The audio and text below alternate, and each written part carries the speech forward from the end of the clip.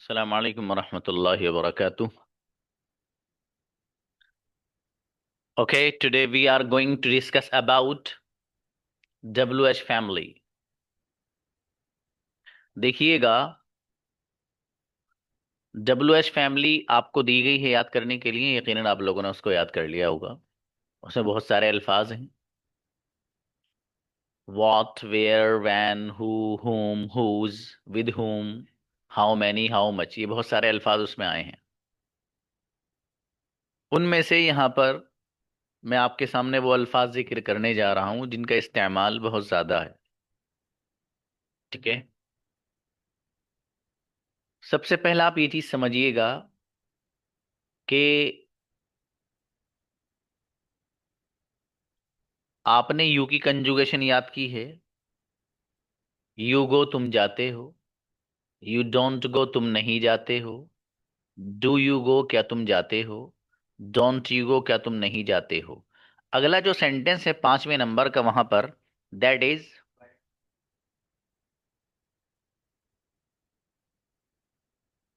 Why do you go. Why do you go, तुम क्यों जाते हो। यहां पर आपको कुछ भी नहीं करना है। ये जो लफ्ज वाई रखा है,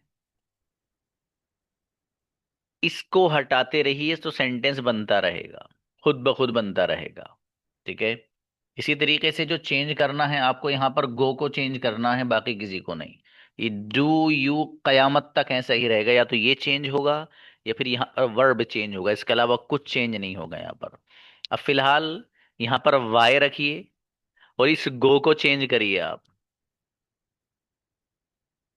यहाँ लिख रहा है वाई डू यू गो, तुम क्यों जाते हो। लफ्ज रखो यहाँ खाने के लिए, ईट, तुम क्यों खाते हो। वाई डू यू ईट, तुम क्यों बोलते हो। वाई डू यू स्पीक, तुम क्यों सोते हो। वाई डू यू स्लीप, तुम क्यों देखते हो। वाई डू यू सी, तुम क्यों खेलते हो। Why do you play. Clear. ये जो लफ्ज वाई है, डब्ल्यू एच फैमिली में से एक है ना, जिसका मीनिंग है क्यों। अब इसकी जगह आप लफ्ज रखिए। आपने डब्ल्यू एच फैमिली में पढ़ा है एक लफ्ज, क्या है जी जो पढ़ा है आपने। वो लफ्ज आपने पढ़ा है वहां पर कहाँ के लिए, वेयर। क्या पढ़ा है, वेयर, कहाँ। वेयर लफ्ज आपने यहां रख दिया। अब सेंटेंस क्या बन गया, वेयर डू यू गो, तुम कहाँ जाते हो। क्या सेंटेंस बन गया, वेयर डू यू गो, तुम कहाँ जाते हो। अब देखिएगा, इस गो को बदलिए। तुम यहां पर वेयर ही रखना है, अब इस गो को चेंज करना है। तुम कहाँ खेलते हो, वेयर डू यू प्ले। तुम कहाँ लिखते हो, वेयर डू यू राइट। तुम कहाँ सोते हो, वेयर डू यू स्लीप। तुम कहाँ खाते हो, वेयर डू यू ईट। तुम कहाँ पीते हो, वेयर डू यू ड्रिंक। समझ में आया। कुछ नहीं करना, इसको हटा के वेयर रख दिया और इसको गो को बदलते रहे, सेंटेंस खुद ब खुद बनता रहेगा। एक लफ्ज आपने पढ़ा है वहां पर बाबू, कैसे के लिए क्या पढ़ा है लफ्ज। कैसे के लिए आपने वहां पर लफ्ज पढ़ा है हाउ।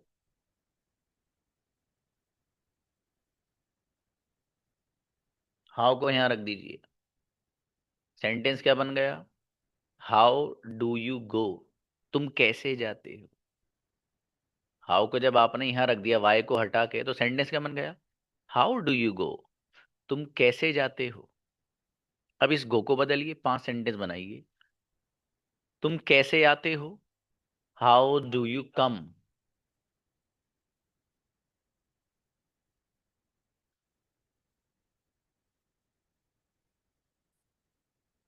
तुम कैसे आते हो, हाउ डू यू कम। तुम कैसे बोलते हो, हाउ डू यू स्पीक। तुम कैसे लिखते हो, हाउ डू यू राइट। तुम कैसे खेलते हो, हाउ डू यू प्ले। तुम कैसे देखते हो, हाउ डू यू सी। कितनी सेंटेंस इस पे आप बनाते रहिए। डब्ल्यू एच फैमिली में आपने बाबू लफ्ज पढ़ा था कब के लिए। तो कब के लिए आपने वहां पर लफ्ज पढ़ रखा है एक, वैन। क्या पढ़ रखा है? वैन। WHEN, when. इस वैन को आपने वाई की जगह रखा तो सेंटेंस बन गया वैन डू यू गो। तुम कब जाते हो। वैन को कहाँ रख दिया आप? यहाँ पर इस बॉक्स में रख दिया। हालांकि वैन तो बहुत बड़ी होती है ना, उसमें स्कूल के बच्चे जाते हैं, वो वाली वैन नहीं बाबू। ये लफ्ज है वैन। ठीक है, इसको उठा के आपने कहाँ रखा है? इस बॉक्स में रख दिया, तो सेंटेंस बन गया वैन डू यू गो। तुम कब जाते हो। अब इस गो को बदलिए, तुम कब आते हो। When do you come. तुम कब सोते हो। When do you sleep. तुम कब लिखते हो। When do you right. तुम कब बैठते हो। When do you sit. तुम कब देखते हो। When do you see. समझ में आया? इस अंदाज से आप WH फैमिली को, आपने जो अभी पढ़ा है, वाई आपके सामने आ गया, वेयर भी आ गया, कहाँ के लिए कैसे के लिए हाउ आता वो भी आ गया, और कब के लिए वैन आता ये भी आ गया। अब एक अगली चीज समझना है दोस्त। अगली चीज क्या है? देखिए, बहुत ध्यान से सुनना जो बताने जा रहा हूं। मैंने आपको ये बताया था बाबू कि जब आपको सेंटेंस बनाना है, क्या तुम, तो कैसे बनेगा? डू यू से। कैसे बनेगा? Do you. मैंने बताया था ना आपको कि जब भी आपको सेंटेंस बनाना है, क्या तुम, और मैंने आपको बताया था कयामत तक याद रखने की चीज है भाई साहब, आप सेंटेंस बनाएंगे डू यू से। कैसे बनाएंगे? डू यू से। फॉर एग्जाम्पल, क्या तुम खाते हो, तो आप सेंटेंस बनाते हैं do you eat. Do you eat, क्या तुम खाते हो। क्या तुम बोलते हो, डू यू स्पीक। क्या तुम सोते हो, डू यू स्लीप। सब इस तरह बनाया। ठीक है, तो देखिएगा, क्या तुम खाते हो, डू यू ईट। अब अगली बात जो मुझे समझानी है वो जरा ध्यान से सुनना। देखिए, डू यू ईट, क्या तुम खाते हो, तो यहां भी क्या लफ्ज आ रहा है, और WH फैमिली में भी आपने क्या के लिए लफ्ज पढ़ रखा है वॉट। क्या पढ़ा है आपने? वॉट। तो वहां पर जो लफ्ज वॉट है उसका मीनिंग भी क्या है। और यहाँ पर डू यू ईट, यहाँ पर जब डू यू शुरू में आएगा तो तर्जमा यहाँ पर भी हो रहा है क्या तुम, तो क्या तो यहाँ भी आ रहा है। तो बच्चों को कंफ्यूजन रहता है कि सर वॉट का मीनिंग भी क्या है। और डू यू से जब हम सेंटेंस बनाते हैं तब भी उर्दू तर्जमे में या हिंदी सेंटेंस में आता है क्या तुम, तो यहाँ भी क्या आ रहा है। तो सर हमें कंफ्यूजन रहता है कौन सा सेंटेंस डू यू से बनाना है और कौन सा व्हाट के जरिए बनाना है। एक सवाल रहता है बच्चों का। तो बहुत ध्यान से सुनना बाबू, बहुत ध्यान से। जो बच्चा सुनेगा एक ही बार में समझ में आ जाएगा इंशाल्लाह। देखिएगा, ये जो हमारी जबान है उर्दू, अगर उर्दू सेंटेंस में शुरू में लफ्ज क्या आ रहा हो, जैसे क्या तुम जाते हो, क्या तुम बोलते हो, क्या तुम लिखते हो, क्या तुम खाते हो, तो लफ्ज क्या अगर शुरू में आएगा तो सेंटेंस आप डू यू से बनाएंगे। और अगर यही लफ्ज क्या उर्दू जुमले और उर्दू सेंटेंस में बीच में आएगा, जैसे तुम क्या खाते हो, तुम क्या पीते हो, तुम क्या लिखते हो, तुम क्या पसंद करते हो, तुम क्या सुनते हो, तो फिर सेंटेंस अंग्रेजी में व्हाट से बनेगा। जैसे तुम क्या खाते हो, तो सेंटेंस आप बनाएंगे what do you eat. What do you eat. अब देखिएगा यहां पर लफ्ज व्हाट से सेंटेंस बना रहे हैं आप, क्यों?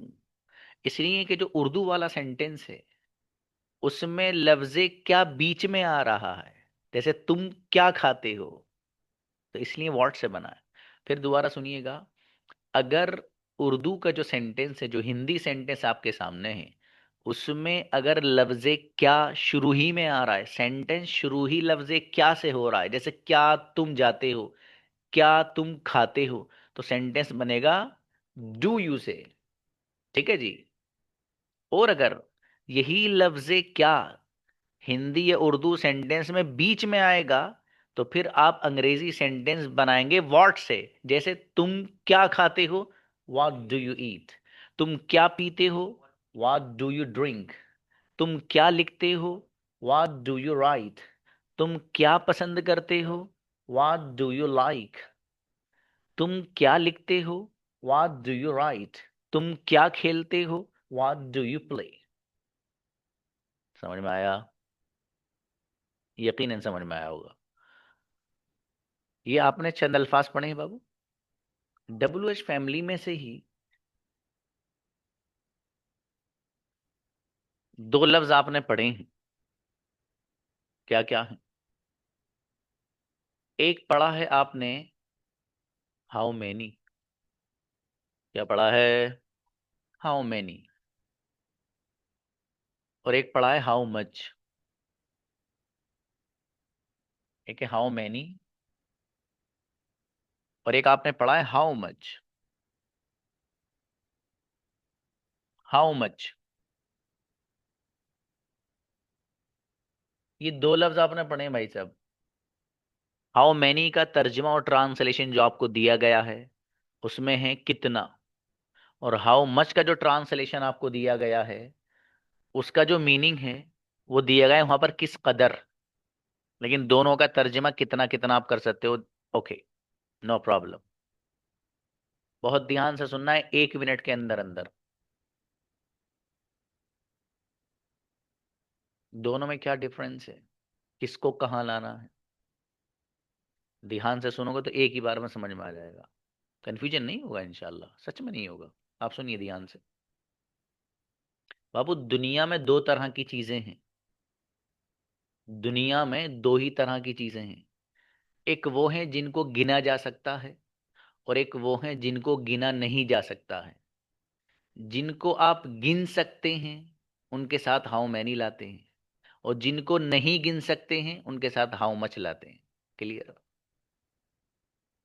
फिर दोबारा सुनिएगा। हाउ मैनी और हाउ मच को सर हम लाते कहाँ हैं, ये सवाल है। इसका जवाब, बाबू दुनिया में अल्लाह पाक ने दो तरह की चीजें बनाई हैं।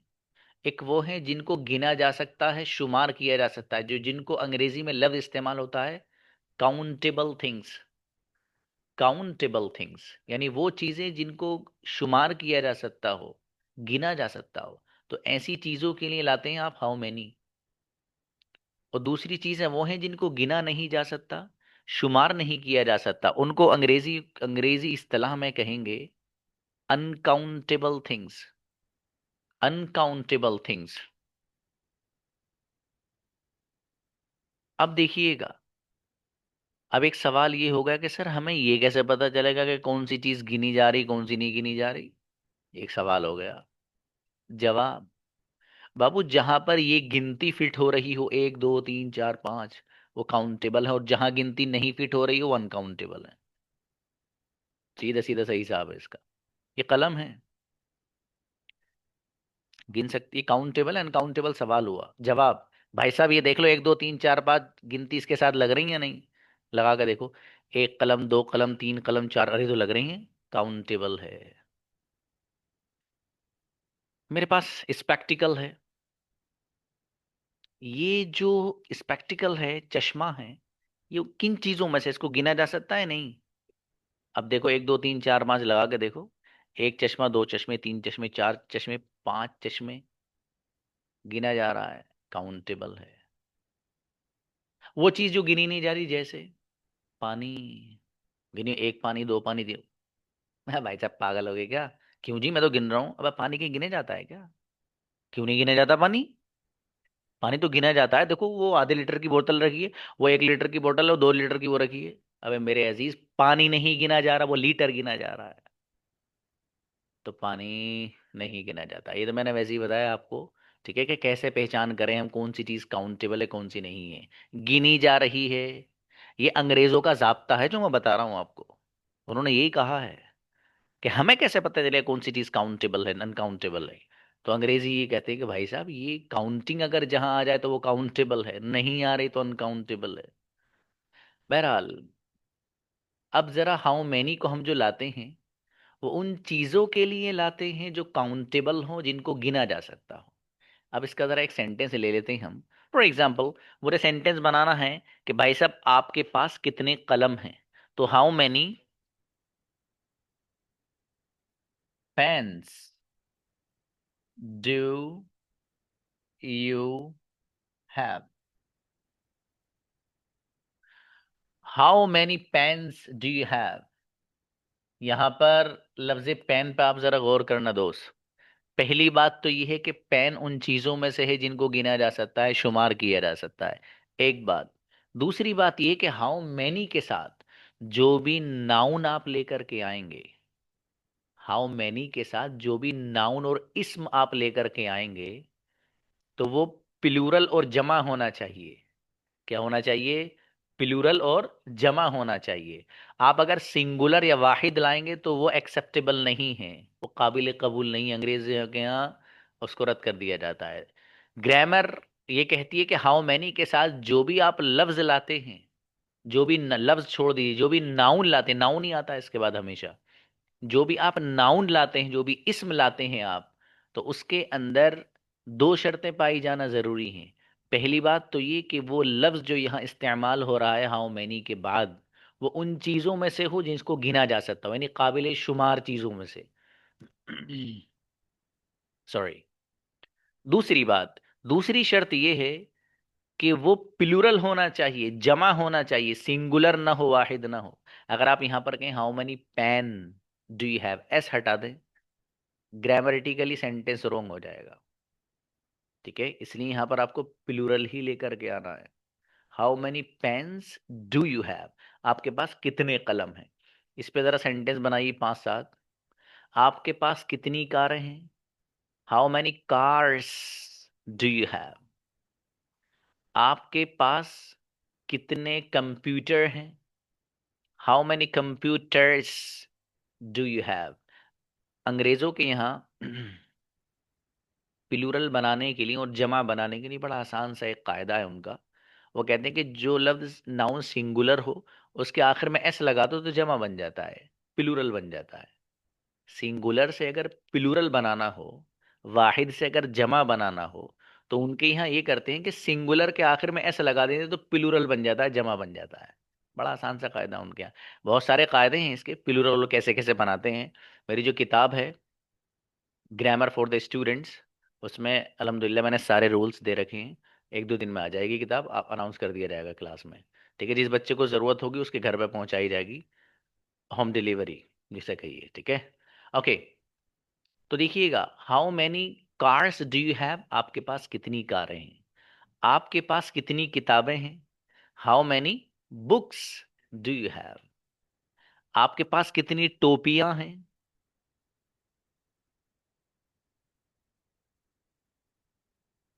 How many caps do you have. आपके पास कितने चश्मे हैं? How many spectacles do you have. आपके पास कितने कैमरे हैं? How many cameras do you have. इसी सेंटेंस में आपके कितने भाई हैं? How many brothers do you have. आपकी कितनी बहनें हैं? How many sisters do you have. आपके कितने टीचर्स और असातिज़ा हैं? How many teachers do you have. समझ में आया? इस अंदाज से करोड़ों सेंटेंस बना सकते हो आप। अगली बात बाबू, हाउ मच। हाउ मच को जो आप लेकर के आते हैं, उन चीज़ों के लिए लाते हैं जिनको गिना नहीं जा सकता, जो अनकाउंटेबल होती हैं, काबिल शुमार नहीं होती हैं। उसमें जितनी भी लिक्विड चीज़ें हैं, लिक्विड जिनमें बहाव पाया जाता है, ठीक है, जैसे कि दूध है और ऑयल है, मिल्क और टी है, कॉफ़ी है, मतलब बनी हुई प्रीपेयर्ड कॉफ़ी। इसी तरीके से दवाइयाँ हैं ऐसी, मतलब जिनमें जो लिक्विड होती हैं, ठीक है, जिनमें सैलान होता है, ठीक है, बहाव जिनमें होता है, तो वो सब अनकाउंटेबल में आती हैं बाबू। ठीक है, फिलहाल मैं एक एग्जांपल यहाँ पर लेकर रहा हूँ। हाउ मच, यहाँ पर लफ्ज लाता हूँ मैं एक, water. How much water do you drink? How much water do you drink? How much water, कितना पानी, डू यू ड्रिंक, आप पीते हो? हाउ मच वाटर, कितना पानी, डू यू ड्रिंक, आप पीते हो। देखो ये जो डू है ना, डू यू, ये सारे के सारे सेंटेंस इसी पैटर्न पर बनना है जो आपने कंजुगेशन और गर्दान में याद कर रखा। Why do you go, do you ऐसा ही है, इसकी जगह आ रहे हैं सब चीजें, या फिर इसको बदलेंगे, लेकिन डू यू कयामत तक ऐसा ही रहेगा। यहां पर भी ऐसा ही है। सारे सेंटेंसेस में आप चेक कर सकते हैं, ठीक है। जी, हाउ मैनी पेन्स, ये जो पोर्शन है डब्ल्यू एच फैमिली की जगह आ रहा है भाई साहब, ठीक है। डू यू ऐसा ही है, ये चेंज नहीं होता है। ओके, हाउ मच वाटर, कितना पानी, डू यू ड्रिंक, आप पीते हैं। इस वाटर की जगह लफ्ज लेकर आ जाइए आप। फॉर एग्जाम्पल, दूध। How much milk do you drink, आप कितना दूध पीते हैं। मतलब ये है कि एक गिलास पीते हैं, दो गिलास पीते हैं, कितना पीते हैं, 1 लीटर पीते हैं, 2 लीटर पीते हैं। सामने वाला बंदा सवाल कर रहा है, उसको पता नहीं है। अब देखिएगा अगला सवाल। एक बंदा शक्कर खाता है, ठीक है, जिसको चीनी भी कहा जाता है। अब आप सामने वाले से पूछ रहे हैं, भाई साहब आप कितना मीठा खाते हो, चाय वाय में जो डालते हो आप चम्मच वगैरह से, कितना लेते हो। तो आप पूछ रहे हैं उससे, how much sugar do you eat, how much sugar do you eat, आप कितनी शक्कर खाते हैं। फॉर एग्जाम्पल, समझ में आ रहा है। इस तरीके से आप जितने चाहें इतने सेंटेंस पैटर्न पे आप बना सकते हैं। यहाँ एक छोटा सा सवाल और उसका जवाब। सवाल ये है कि सर हमारे समझ में ये आ गया जो आपने बताया। हाउ मैनी को जो हम लाते हैं वो उन चीज़ों के लिए लाते हैं जिनको गिना जा सकता है। बिल्कुल समझ में आ गया, आपने एग्जाम्पल से समझा भी दिया। और सॉरी, हाउ मैनी को और हाउ मच को उन चीज़ों के लिए लाते हैं जिसको गिना नहीं जा सकता, ठीक है। जैसे कि पानी है, पानी को गिना नहीं जा सकता बाबू, कैसे गिनोगे आप। एक गिलास में पानी ले लो, उसको गिनते रहो, उसकी ज़र्रात कितनी, 1 2 3 4 5, थक जाएंगे आप, गिना नहीं जा सकता, वो अनकाउंटेबल है, ठीक है। कोई कहे कि सर वो गिलास में पानी वो तो गिना जा रहा है, एक गिलास है बाबू, वो गिलास में पानी वो नहीं गिना जा रहा है, वो गिलास गिना जा रहा है, वो गिलास गिना जा रहा है, ठीक है, पानी नहीं गिना जा रहा है। कोई कहे आधे लीटर, 1 लीटर, 5 लीटर, तो बाबू वो पानी नहीं है, वो लीटर गिना जा रहा है। तो लीटर तो काउंटेबल है, वो तो हाउ में नहीं आएगा वहां पर, ठीक है। देखिए मेरे अजीज, एक सवाल है, उस सवाल का जवाब। सवाल ये है कि सर ये तो हमारे समझ में आ गया, लेकिन हम दुकान पे जब जाते हैं, तो दुकान पे जब हम जाते हैं तो दुकान पे हम दुकान वाले से कहते हैं, कोई भी सामान लेकर या किसी सामान को दूर देखकर हम ये कहते हैं, सर हाउ मच। क्या कहते हैं? How much sir. मतलब वो जो सामान है वो कितने का, उसकी रकम कितनी है, कितना अदा करना है मुझे। तो अब वहां जो हाउ मच इस्तेमाल कर रहे हैं वो तो पैसों के लिए कर रहे हैं, और पैसे तो गिने जा सकते हैं। पैसे तो गिने जा सकते हैं भाई, 1 रुपया, 2 रुपये, 3 रुपये, 4 रुपये, 5 रुपये, 10 रुपये, ये तो गिने जा सकते हैं। तो वहां हाउ मच का लफ्ज क्यों बोला जा रहा है दुकान पे, जबकि पैसे ही देने हैं हमें। ये एक सवाल है बाबू। जवाब, देखिए बाबू, दो लफ्ज हैं। आपकी जेब में अगर कोई नोट है एक, ठीक है, उस पर लिख रहा फॉर एग्जाम्पल 100, 100 का नोट है आपकी जेब में फॉर एग्जाम्पल। तो वो जो नोट है आपकी जेब में, तो उसके लिए दो लफ्ज इस्तेमाल होंगे बाबू।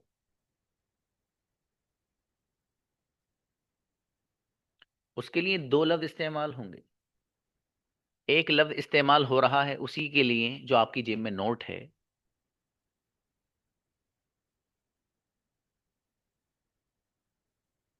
सॉरी,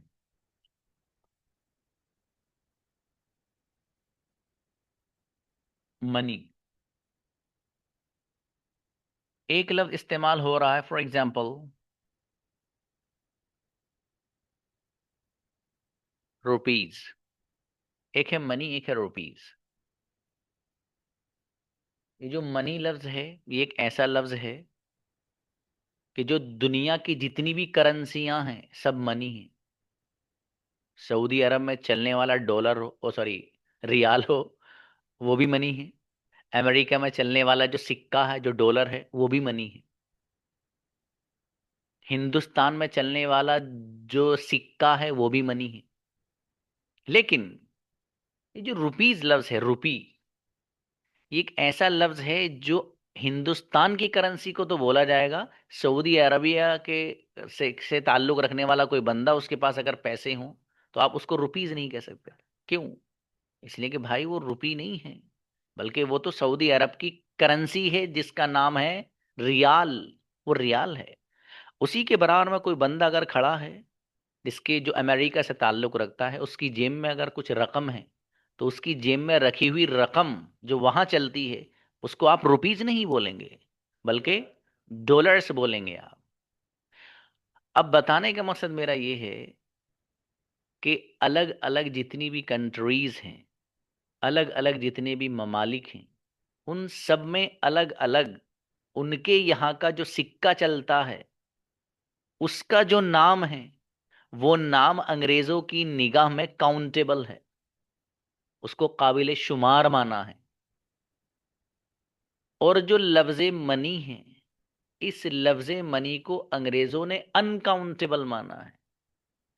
अब हम जो दुकान पर जाकर लफ्ज इस्तेमाल करते हैं, हाउ मच, तो हाउ मच का लफ्ज जो वहां इस्तेमाल किया जाता है, वो लफ्ज मनी की तरफ नजर करते हुए इस्तेमाल किया जाता है, इसलिए वो इस्तेमाल करना चाहिए। अगर कोई बंदा सामने वाले से कहे कि भाई कितने रुपए का है, तो फिर वो हाउ मैनी रुपीज का लफ्ज सीधा सीधा इस्तेमाल करेगा।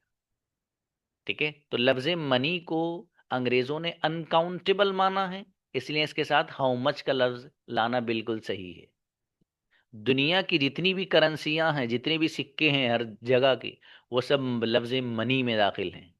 ठीक है। रुपीज जो लफ्ज है, ये भी आपकी जेब के अंदर जो नोट रखा हुआ है 100 का, उस पे बोला जाता है, ये भी बोला जाता है। लेकिन फर्क इस्तेमाल में आता है कि आप इसको हाउ मच रुपीज नहीं बोल सकते, हाउ मैनी ही लाना पड़ेगा। क्यों?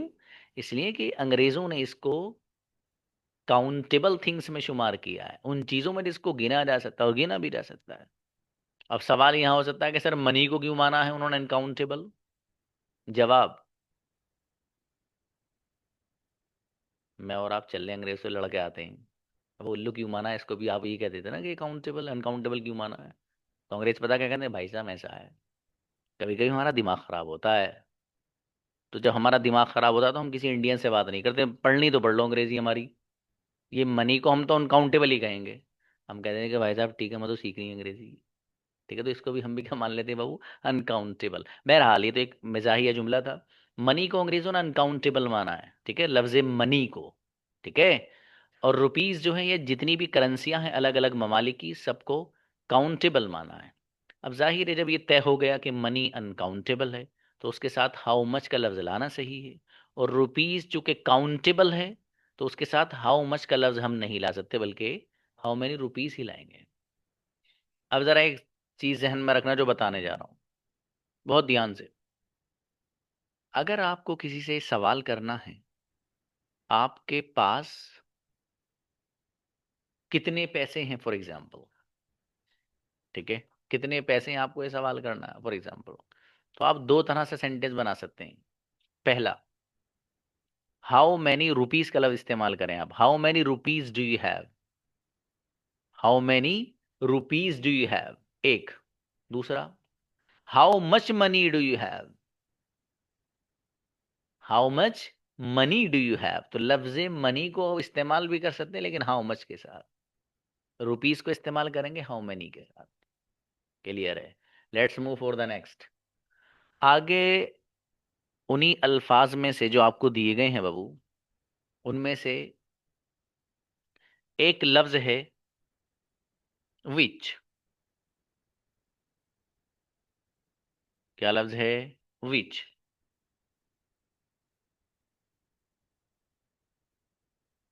विच। और एक लफ्ज है हुज।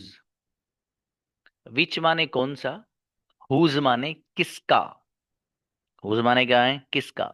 ये दोनों ऐसे डब्ल्यूएच फैमिली में से दो ऐसे वर्ड्स हैं कि जिनके फौरन बाद कोई ना कोई नाउन, कोई ना कोई इस्म आता है। जैसे विच है, तो विच के साथ आप लफ्ज लगाएं, फॉर एग्जाम्पल कौन सा कलर, तो विच कलर, विच कलर, कौन सा कलर। विच के साथ दूसरा लफ्ज लाई, कौन सा मोबाइल, विच मोबाइल। कौन सा लैपटॉप, विच लैपटॉप। कौन सी घड़ी, विच वॉच। कौन सा स्कूल, विच स्कूल। कौन सी यूनिवर्सिटी, विच यूनिवर्सिटी। कौन सी किताब, विच बुक। कौन सा कलम, विच पेन। मेरी समझ में आ रहा है? इस अंदाज से आपको विच के साथ लफ्ज रखना और डू यू के बाद जो चीज हो उसको जिक्र कर देना। फॉर एग्जाम्पल मुझे ये कहना, भाई साहब आप कौन सा कलर पसंद करते हैं, तो which colour do you like. Which colour do you like, आप कौन सा कलर पसंद करते हैं। समझ में आया मेरे भाई? तो इस अंदाज से आपको ये देखना है विच के साथ कोई ना कोई नाउन, ऐसी हुज के साथ भी कोई ना कोई नाउन आपको लाना पड़ेगा। फॉर एग्जाम्पल आपको कहना है किसका कलम, तो आप कहेंगे हुज पेन, किसका कलम। हुज पेन, किसका कलम। किसका लैपटॉप, हुज लैपटॉप। किसका कंप्यूटर, हुज कंप्यूटर। किसका मोबाइल, हुज मोबाइल। किसकी चाबी, हुज की। किसकी कार, हुज कार। समझ में आ रहा है? अब सेंटेंस बना लीजिए डू यू लगा करके। फॉर एग्जाम्पल आपके पास किसका कलम है, तो whose pen do you have. Whose pen do you have, किसका कलम डू यू हैव आपके पास, आपके पास किसका कलम, इसी को आप बोलते हैं, ठीक है मेरे भाई। तो whose pen do you have, आपके पास किसका कलम है। आपके पास किसका लैपटॉप है, whose laptop do you have. आपके पास किसकी कार है, whose car do you have. समझ में आया? इस अंदाज से जितने चाहो सेंटेंस इस पैटर्न को इस्तेमाल करके आप बना सकते हैं। छोटी सी चीज और देख लीजिए मेरे अजीज, बस बात खत्म है। दो लफ्ज हैं, एक लफ्ज आपने पढ़ा है हु, क्या पढ़ा है, हु। हु ये आपने तब भी पढ़ लिया जब सिंगुलर समझाया था आपको। इसके साथ एक लफ्ज आता है हुम, क्या आता है मेरे भाई, हुम। देखिएगा हु का मीनिंग है कौन और हुम का मीनिंग है किसे या किसको या किससे। बहुत सारे मीनिंग आते हैं हुम के, कुछ भी जैसा मौका होगा वैसा तर्जुमा हो जाएगा, ठीक है। हुम का ट्रांसलेशन किसे, किससे या किसको, सारे आते हैं इसके हुम के। दोनों सेंटेंस में शुरू में आते हैं, हु भी और हुम भी। फर्क दोनों में ये है कि हु जब सेंटेंस में इस्तेमाल होता है तो सब्जेक्ट बनकर आता है, फाइल बन के आता है। और हुम जब सेंटेंस में इस्तेमाल होता है, आता तो शुरू में है लेकिन ऑब्जेक्ट बनकर आता है, मफरूल बन के आता है। ठीक है, किस अंदाज से आता है, let's see. For example who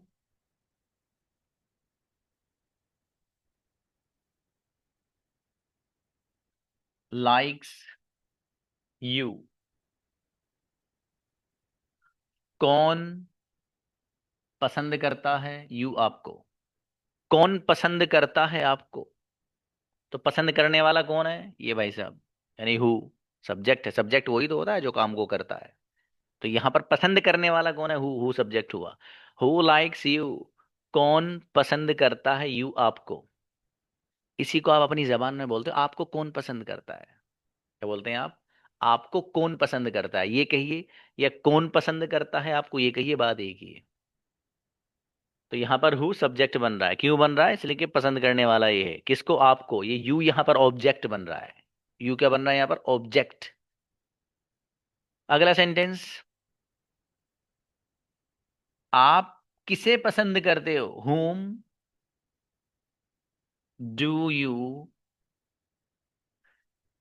like, whom do you like, आप किसको या किसे लाइक पसंद करते हो। तो यहाँ पर जो यू है ये सब्जेक्ट है। क्या है यहाँ पर? ये सब्जेक्ट। ऑब्जेक्ट क्या है भाई यहाँ पर? ऑब्जेक्ट यहाँ पर whom है। क्यों? इसलिए कि पसंद करने वाला यहाँ पर कौन है? यू, यानी आप। ये तो कहा जा रहा है कि आप किसको पसंद करते हो, तो पसंद करने वाला कौन है? यू हुआ सब्जेक्ट। और किसके बारे में बात चल रही? whom, यानी किसको। ये हुआ ऑब्जेक्ट। तो whom डू यू लाइक? आप किसे पसंद करते हैं? एक एग्जाम्पल और। आपको कौन पढ़ाता है? सेंटेंस बनाना आपको। आपको कौन पढ़ाता है? तो सेंटेंस बनेगा who teaches you. Who teaches you. Teach लफ्ज है ना, उसके आखिर में ई एस बढ़ा रहे हैं हम। ये आगे लेसन आएगा आपका कि कहाँ पर एस लाना है। सिंगुलर वाले पैटर्न में तो आप एस लाते हो ना बाबू, कहीं पर ई एस भी लाना रहता है। तो कहाँ एस लाना है, कहाँ ई एस लाना है, मुस्तकिल एक इसका अलग लेसन है, 2-4 दिन में पढ़ लोगे इंशाल्लाह। तो देखिए, कौन पढ़ाता है? Who teaches you. आपको। आपको कौन पढ़ाता है? यही सेंटेंस बनेगा हु टीचिज यू। दूसरा, आप किसे पढ़ाते हैं? whom do you teach? whom do you teach? आप किसे पढ़ाते हैं? whom do you teach? आप, यानी पढ़ाने वाले यहाँ कौन है? आप सब्जेक्ट हुए। किसको? यानी ये ऑब्जेक्ट बन गया। एक एग्जाम्पल और। आपकी कौन इज्जत करता है? तो हु रेस्पेक्ट्स। कौन इज्जत करता है? यू, आपकी। इसी को आप बोलते हो आपकी कौन इज्जत करता है। Who respects you. इसी पे whom का सेंटेंस। आप किसकी इज्जत करते हैं? whom do you respect?